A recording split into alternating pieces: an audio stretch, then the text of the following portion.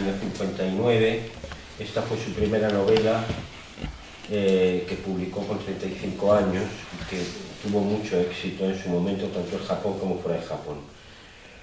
La va a presentar José Pazó, que ha sido el traductor del texto, y Cheiko Kimura, que nos va a hablar de la novela japonesa. José, bueno, bienvenidos a todos y todas. Y bueno, la idea de esta presentación pues era hacer algo íntimo, como está el resultado, y para poder dar a conocer a esta autora, el libro, la traducción y acompañarlo con algo de música. Hemos traído, y lo primero que vamos a hacer es escuchar ahora algo de shakuhachi. A Seisan Vargas, músico español, antiguo amigo mío, luego hablaré un poco de la historia de por qué lo conozco, al que yo he vuelto a ver hace relativamente poco y resulta que es profesor de shakuhachi, o sea que va a Japón y se ha especializado en este tipo de música. Yo no sé si habéis oído alguna vez la música de shakuhachi, pero es una música tremendamente especial, muy difícil de escuchar, incluso en Japón, por muchas razones. Es un instrumento muy relacionado con el budismo, es un instrumento muy difícil, ¿no? Lo digo porque desde que lo conozco tengo un shakuhachi en casa y llevo como un mes intentando simplemente hacer que suene algo, pero es muy interesante. Entonces, bueno, quiero que toque algo, os va a explicar algo, ¿no? Antes. Bueno, sí, hablar un poquito. El shakuhachi es una flauta de bambú de 5 agujeros. Teóricamente el origen es chino, aunque todo lo que tiene que ver con el shakuhachi de una cierta antigüedad es legendario, o sea, no se sabe muy bien, se dicen cosas, pero no se sabe muy bien qué es cierto y qué no. Como ha dicho José, se desarrolla en un ambiente de budismo zen, no se sabe muy bien cómo, algunas sectas dentro del budismo zen en Japón empezaron a tocar el shakuhachi en lugar de cantar los sutras o los mantras como práctica de meditación. Entonces se fue desarrollando un repertorio en los distintos monasterios que ha perdurado hasta hoy día. Se recopiló en el siglo XIX, un monje fue de monasterio en monasterio recopilando esas piezas que cada monasterio tenía, y todas esas piezas juntas son lo que ellos llaman el honkyoku, o sea, la música de dentro, la música interior.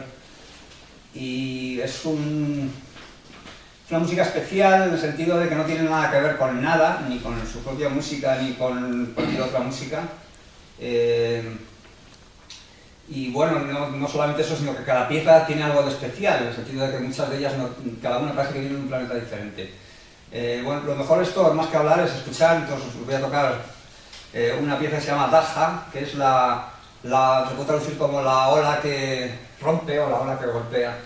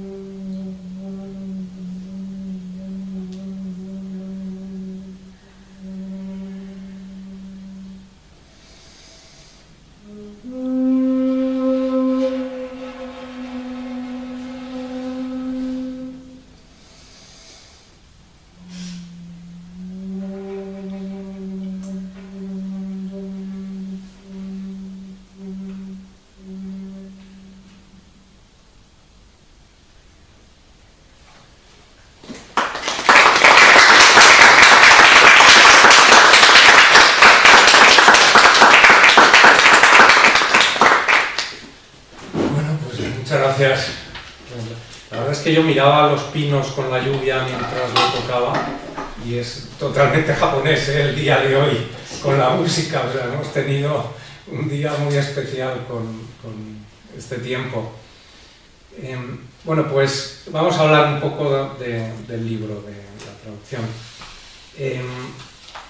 Este libro que Nocturna acaba de sacar es un libro muy particular, ¿no?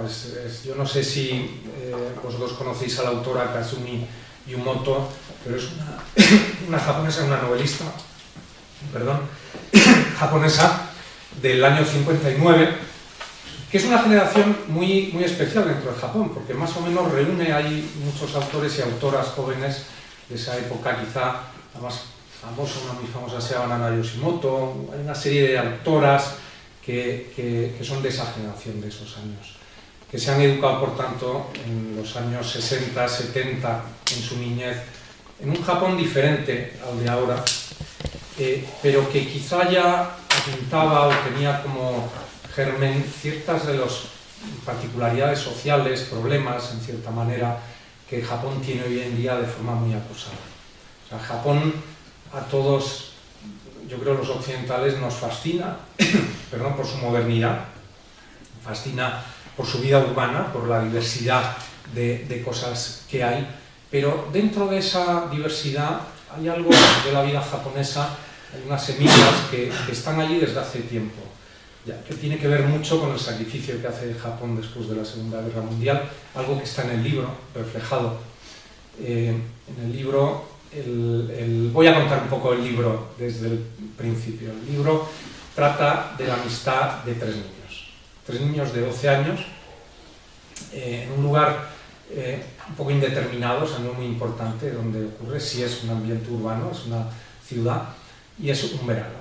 El título del libro en japonés es Natsu no Niwa, o sea, es el jardín del verano, porque en la película es importante el jardín, sobre todo al final, ¿no? Y el jardín va a ser un poco un símbolo, de una manera muy japonesa, de un cambio interior que se va a producir o que se produce en estos personajes durante la novela. Estos amigos, a mí me hace mucha gracia hoy este acto, porque hoy ha tocado el shakuhachi Seisan Sensei, Pepe Vargas, y está a mi derecha Kimura Sensei. Y somos tres, ¿no? Que son tres los personajes del libro. Y son tres amigos también, porque Pepe estudió conmigo en el colegio. Yo dejé de verlo durante pues casi 30 y pico años, yo no sé cuánto, y nos volvimos a ver hace muy poco, y resulta que tiene interés en Japón y que es maestro de shakuhachi. Y Kimura Sensei fue mi primera profesora de japonés aquí en la Autónoma.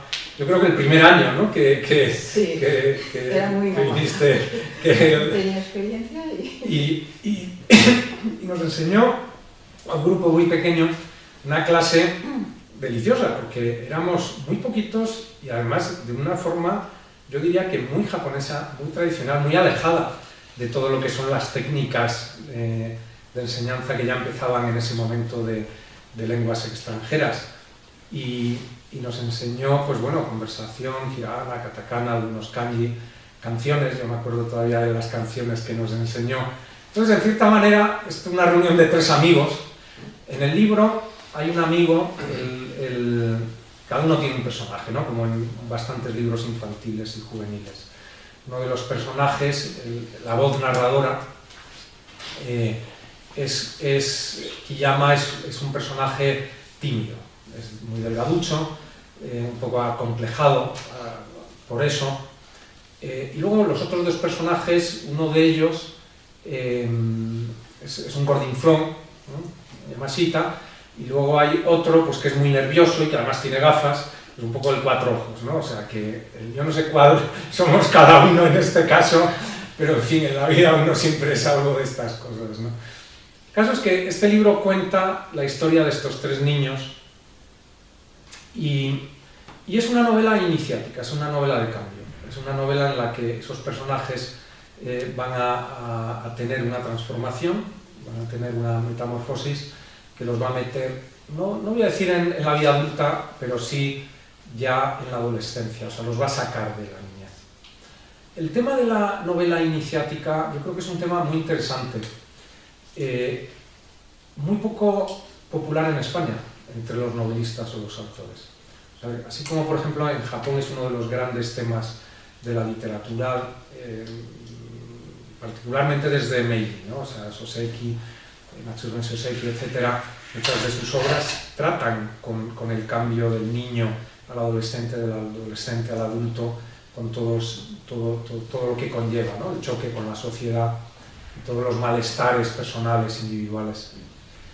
En España casi no hay obras de este tipo, es una cosa muy curiosa. La literatura infantil es muy reducida y suele ser muy plana. O sea, personajes como Manolito Gafotas son siempre Manolito Gafotas, o sea, digamos que no tienen una evolución ni un cambio.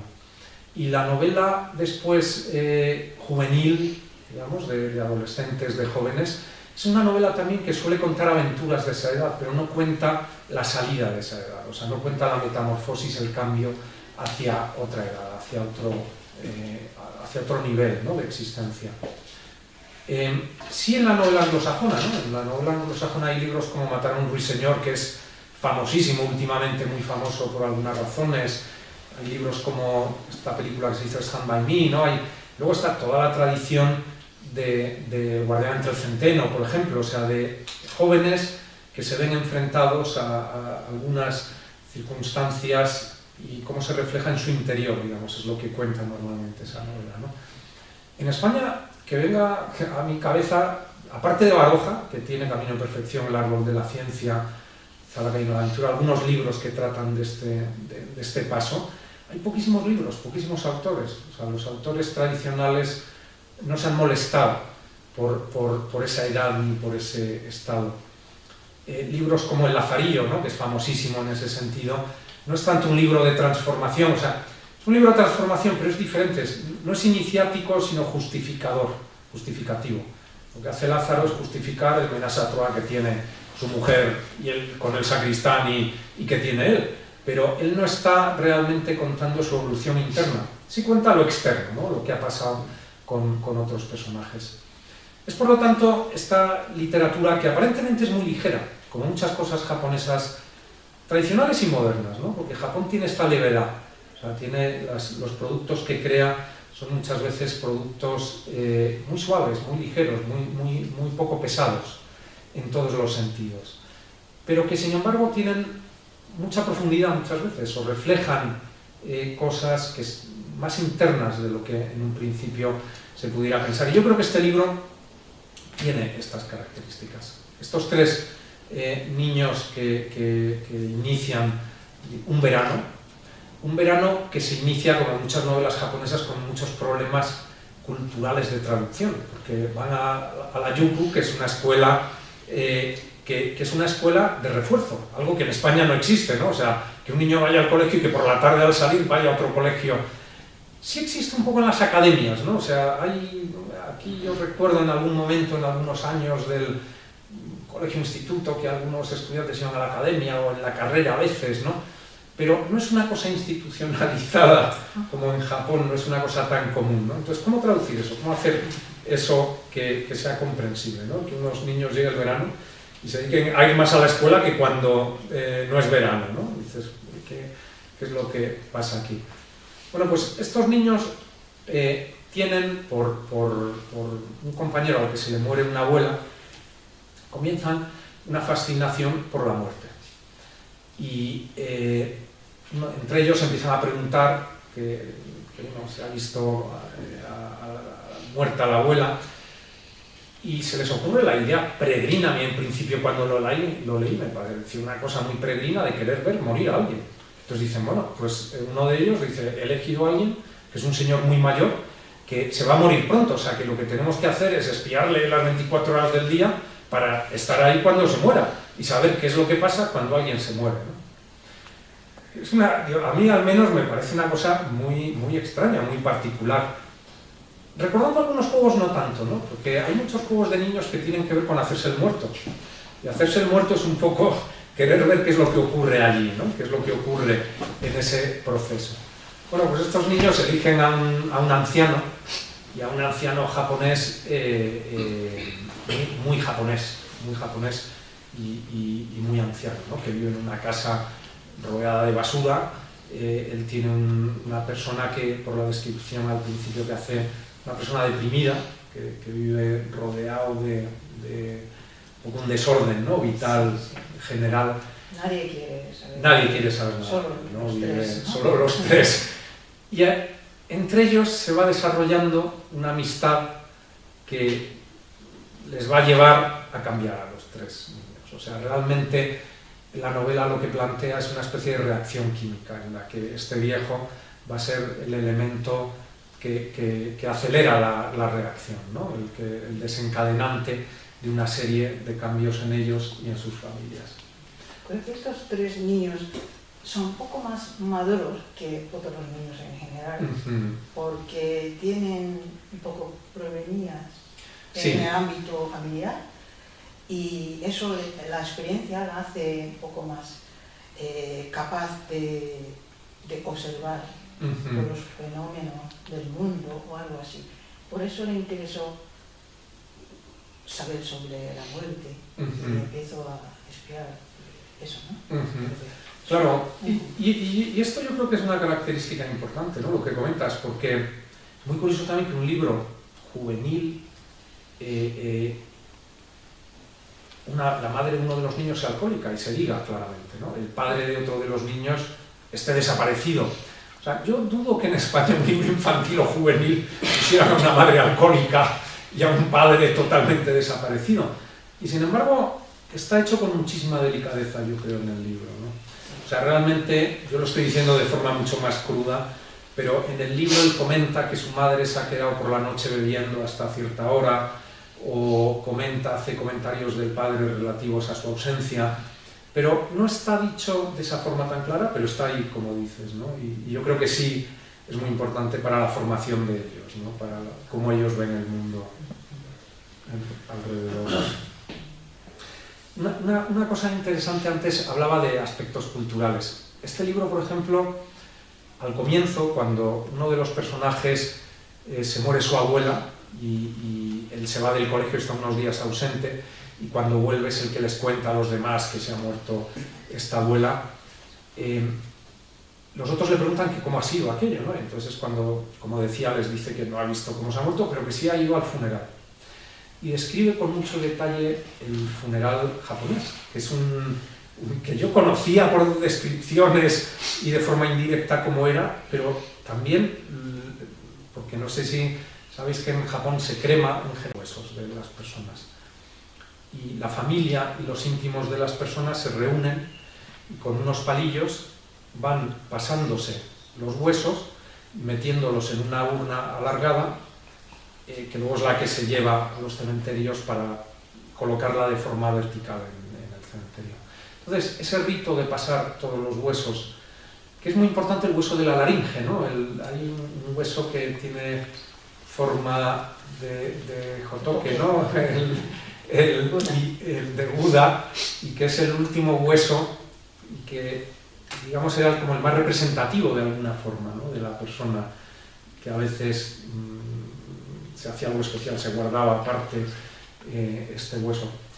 Y esto está escrito también en el libro, en este libro, y los niños lo comentan, y parece curioso, a mí me parecía también mientras lo leía interesante, esta relación que tienen estos niños con la muerte y con los ritos asociados. Japón es un país muy ritualista, y en este libro se ve muchísimo todo eso, ¿no? O sea, en estos aspectos, luego otros como la comida, etcétera. Pero a mí en principio aquello pues me llamó la atención, ¿no? Esta representación, este contacto con ese lado en apariencia oscuro, contado por niños y de esta manera tan limpia y tan elegante. Luego, esta comentaba relación con el viejo, con el hombre mayor, a través de ella, o sea, funciona como un espejo, se empieza a ver la soledad de estos niños, o sea, se empieza a ver estos problemas familiares que comentabas, ¿no? La relación con los padres, en el colegio, y entre ellos mismos, ¿no? O sea, la relación con los otros niños También hay rivalidad. Rivalidad, hay algo de rivalidad, ¿no? Chicas favoritas. Y cosas que aparecen por allí, ¿no? Que no se sabe cómo van a ser, cómo van a crear. Por ahí, viven por ahí. Y nada, me encantan estos tres niños que tienen, a pesar de tener problemillas, pero esa curiosidad pura e inocente que me fascina mucho, ¿no? Y entonces, al leer este libro, pues me gustó mucho, ¿no? Y me gustó porque que me dejó con la sensación muy fresca, a pesar de un tema tan serio como la muerte. Y es que esta novela anima a los lectores a vivir correctamente. No sé, correctamente quiere decir que aprovechar los momentos de cada momento, y sobre todo saber disfrutarse de los momentos compartidos con la familia, con los compañeros, con los amigos, ¿no? Pues eso sí que me parece muy bonito y la verdad que me gustó muchísimo. Me sentí muy bien, ¿no? Tras la lectura. Lo de identificación es muy curioso también. Bueno, pues sí, ¿puedo seguir? Es que creo que los lectores de la misma generación de los niños,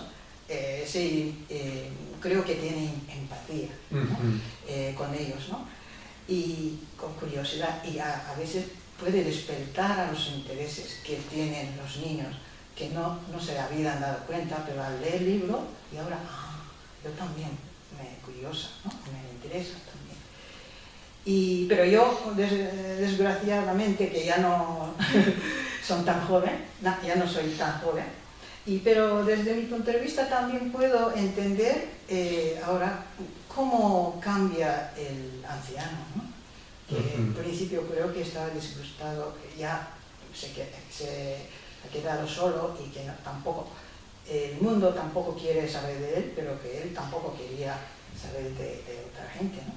Y entonces, claro, primero le molestó cuando los tres niños se metían en su vida, pero claro, luego, poco a poco, a través de tener contacto con ellos, poco a poco fue cambiando.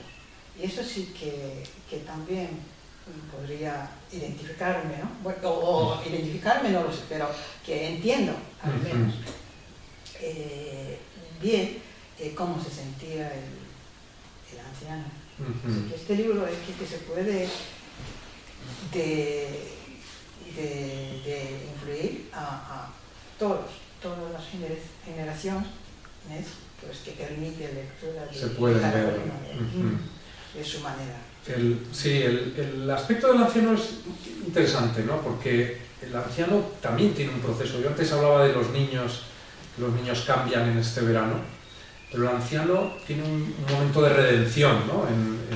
en esta obra, porque él resulta que ha cometido un crimen en la guerra y digamos que su aislamiento, el estado en el que está, tiene que ver con este crimen que ha cometido antes, ¿no? Y solo a través de los niños es capaz de enfrentarse realmente con ese recuerdo y con la búsqueda de su mujer, porque él comienza a buscar a su mujer, o los niños, vamos, por él, comienzan a buscar a la mujer a la que encuentran o no encuentran, ¿no? No se sabe, deja un poco allí en el aire si la encuentra o no realmente a la mujer, pero es algo interesante. Yo antes comentaba esto de la literatura española, de la ausencia de este tipo de obras en la literatura española. Y una cosa interesante es que en la literatura española casi no se habla de los padres. O sea, hay muy pocas obras en las que los autores hablen de los padres, cosa que de nuevo aparece en otro tipo de literatura. En la literatura japonesa bastante. O sea, hay quizá por un componente autobiográfico, porque la autobiografía, ¿no? La novela del yo, etcétera, o sea, todos los estilos que ha habido, es como muy importante, ¿no? Muy significativa.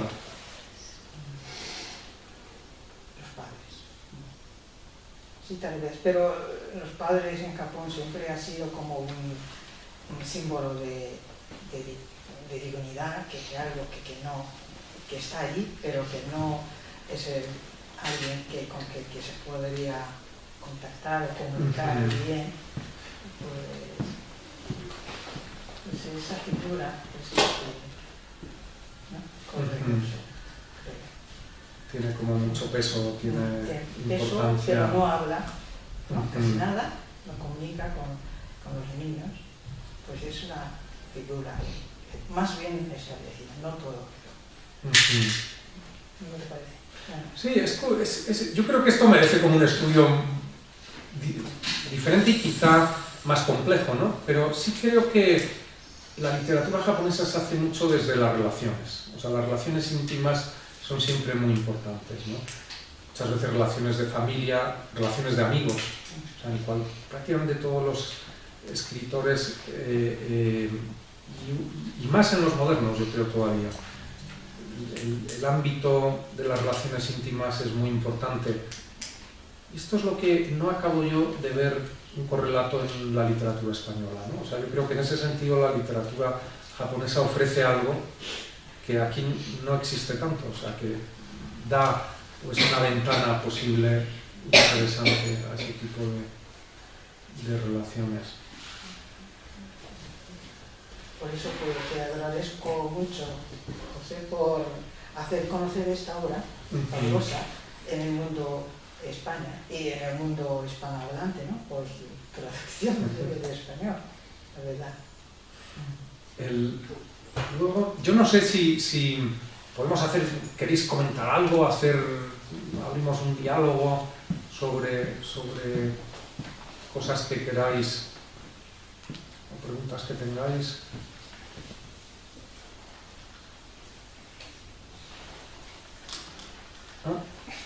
No debes contar toda la historia, ¿no? Claro, es que a mí me da un poco de cosa hablar más del libro por contaros, ¿no? De todo lo que pasa. Pero queda mucho más.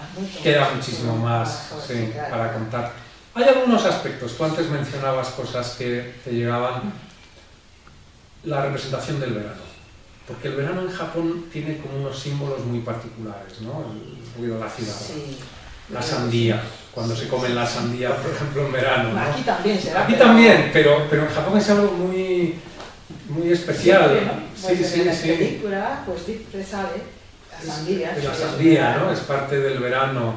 Sí, pues yo también tengo muchos recuerdos, ¿no? Sobre todo cuando era niña, que si comía sandía, pues un poco parecido, un poco de sal, y así. Tanto en colegio como en casa, con los amigos, con la familia. Eso sí que ahora también me trae muchos recuerdos, ¿no? Cuando oigo o veo algo de sandía. ¿Y crees que esas cosas han cambiado en el Japón actual? O sea, un niño de hoy en día... La verdad es que como ya estoy aquí desde hace tiempo en España y no sé muy bien, pero creo que sandía pues sigue siendo un símbolo de verano, ¿no? Seguro. Y también hay juego de suikawari, ¿no? que se pone en la playa o en la piscina, sandía, y bueno, se tapa un poco, ¿no? Y hay que ir, pues, derecha, más izquierda.